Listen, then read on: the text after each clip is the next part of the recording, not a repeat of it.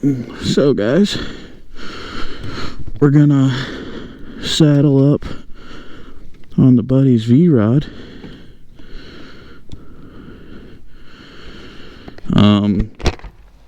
He is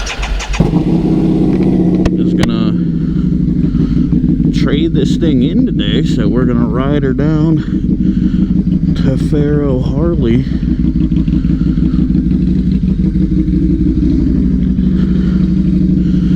Because, you know, obviously it's not for pleasure. It's a V-Rod. And it's December. And it's wet. So, this obviously isn't so we can go out and have a good time today. But we're gonna take this baby, ride it down to Faro and Faro North from where I'm at. It shouldn't be too long. I'm sure 71's gonna suck on this bike, but I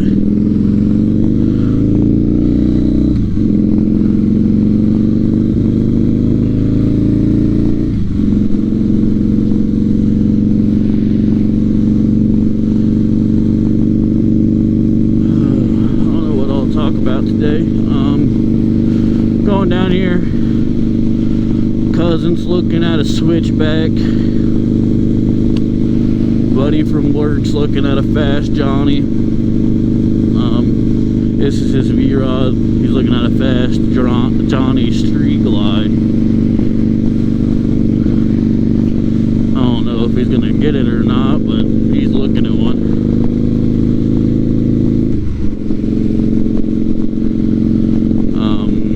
He rode in a Street Glide ST a while back, said he loved it. Now, obviously, that bike's gonna ride under any sort of real movement better than one of these, but just with the overall fucking suspension setup and rider triangle. I've also found in riding this to my house this morning from his place that the best way to ride a V-Rod is after you get to cruising speed and you're done accelerating and, well, at least done decelerating for a while, is to put your damn feet on the passenger pegs. I don't know how Harley came up with that fucking nonsense to be the answer, but it is way more efficient than riding on the forwards for being comfortable. I'm also like 99% sure it got colder outside since this morning when I left to fucking do this nonsense.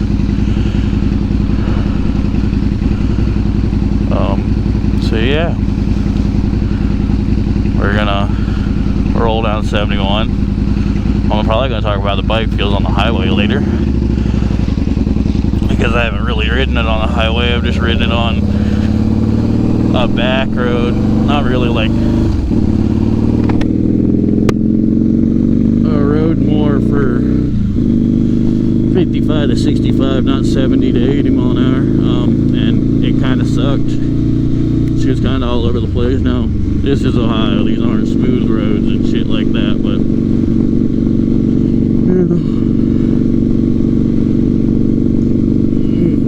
yeah. Helmet's fogging up pretty bad. That's kind of annoying.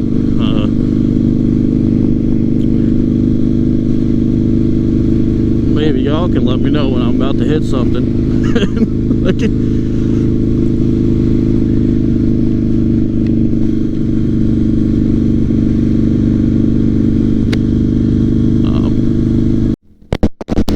let's talk about the V-Rod on the highway. I hope y'all can hear me. The bike's loud as fuck.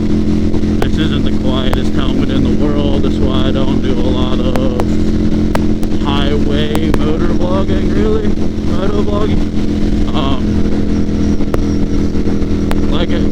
Like I said before, sure the only way that my short ass can comfortably do this is by putting my feet on the passenger fence. Like, it's that simple. There's no other way that I could fucking sit all fucking ankles forward for any sort of time. But that's just because I'm short. Some people might like the riding style completely. I just don't. Other than that, this is a 5-speed one, and at fucking 75, 80 mile an hour, she is fucking screaming.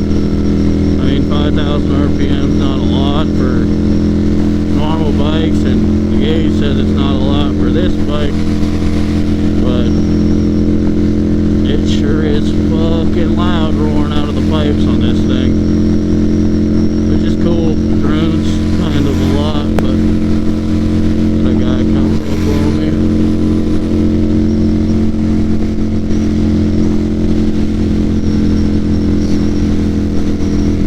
But yeah, so I mean, all in all, she tracks a pretty decent line. It's not super like bar shaky, not for a Harley anyhow, to be honest. I mean, yeah, you get some kind of gnaw through the bars, but nothing stupid. Now we're gonna head down 71 here and go to Faro North. I'll try to get some shots of bikes if they got anything cool there with my phone, and then I'll edit them in on like a bead roll type thing right here. We're about to pull into the beautiful Faro North. I'm kind of curious to see what the parking lot's going to look like. If there's going to be anybody there on bikes. That dude's going dirt riding. I fucking love dirt riding. I need to get a dirt bike.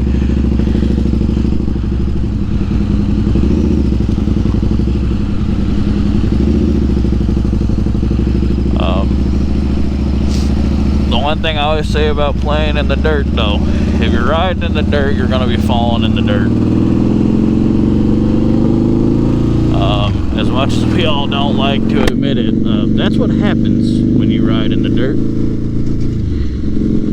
You do your best not to, but there's a bunch of cars in the parking lot. I don't see any bikes though.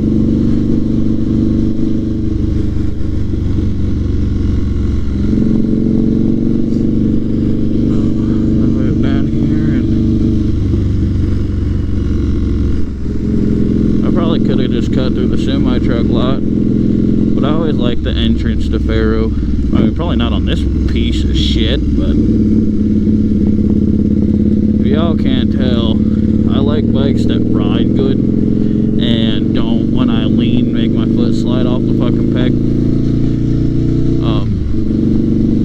I like tall suspension, well balanced, you know, shit like that works and does what it's supposed to. This bike here barely bikes. I mean, you can really muscle her over and put her on a line, and it might just be because I'm way too short for something like this, that like the controls are so far away.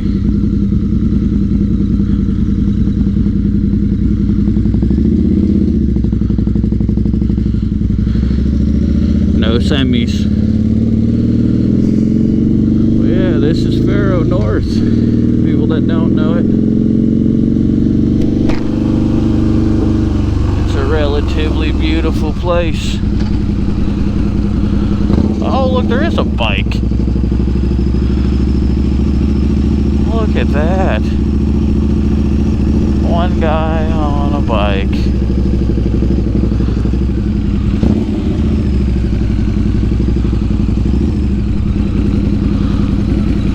Faro North. Thanks for checking in.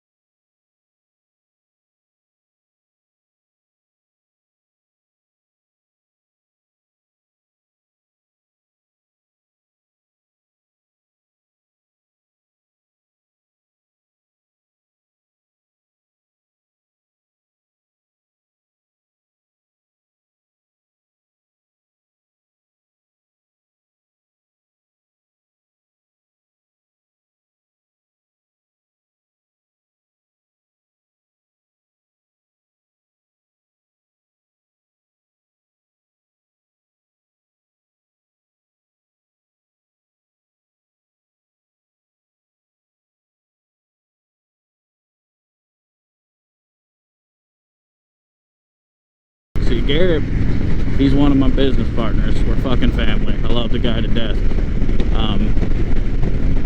Where he's going to start helping me on this YouTube channel, and then we're going to start another YouTube channel that's going to be a podcast. I'm going to shout it out here. It's going to be the Old Dirtbag Boys. You'll meet him. He's fucking hilarious.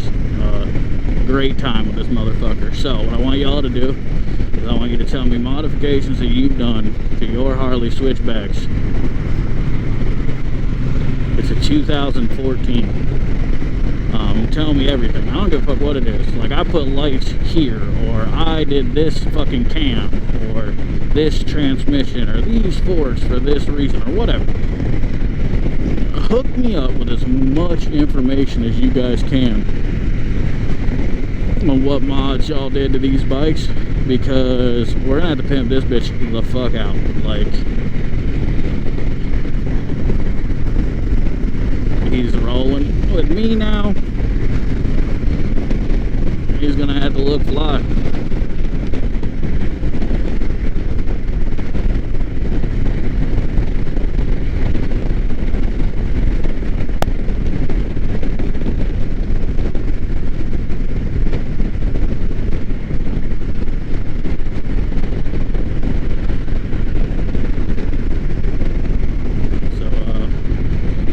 But this fucking black and cayenne color on this thing, fucking gnarly. Twin cam 103, black and cayenne, if I remember right, was the color. It's got some gaudy lights on the back of the saddlebags that I don't like, especially because it looks like they're hardwired and they're supposed to be quick detach bags. So that's kind of poop, but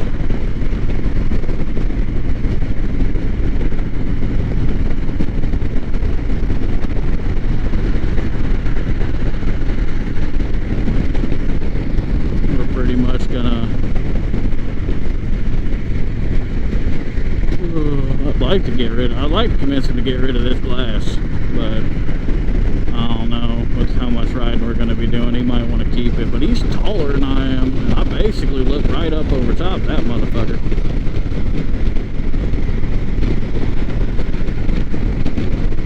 So maybe he will get rid of it. We'll change the front fairing a little bit, put a front fairing on it, something.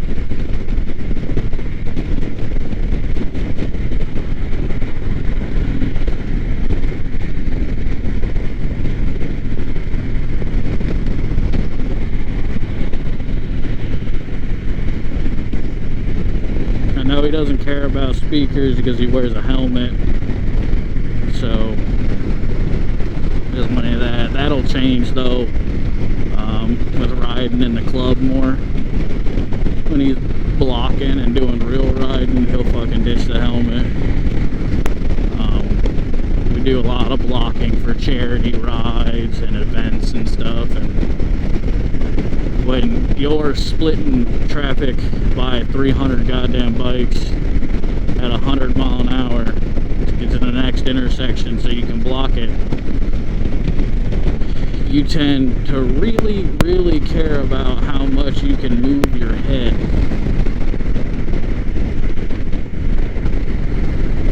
Where you can look and see from.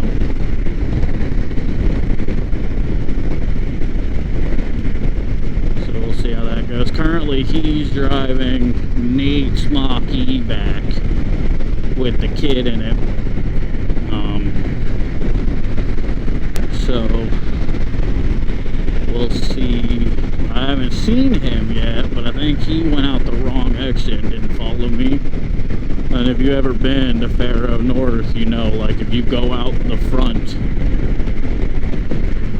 you can only go one way. But if you go out the back, you go to the stoplight that you can go either goddamn direction from. So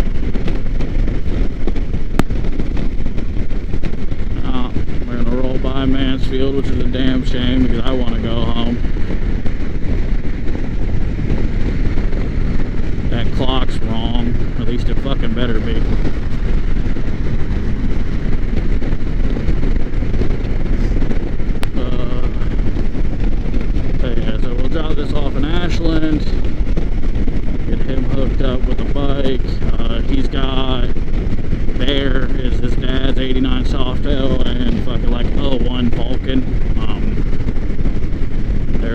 dirty, fucking never ridden, blah blah blah blah. But we'll take care of that. We're putting a stator in the '89 Softail.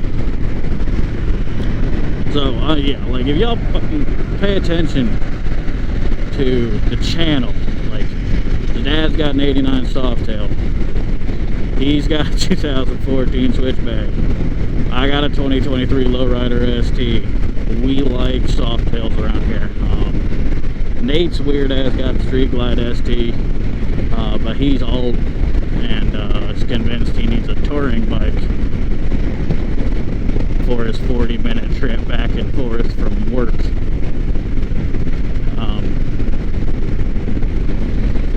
So that's a thing. But like I said, he thinks he's gonna do a lot of riding with us next year. That's still to be seen at this time. I hope he does. I want to see him ride. I want to see him fall in line. I don't know if y'all can see him in the mirror, but if you're in a two-man group, you shouldn't be able to see the whole bike in the mirror. Like, I should be able to see him there.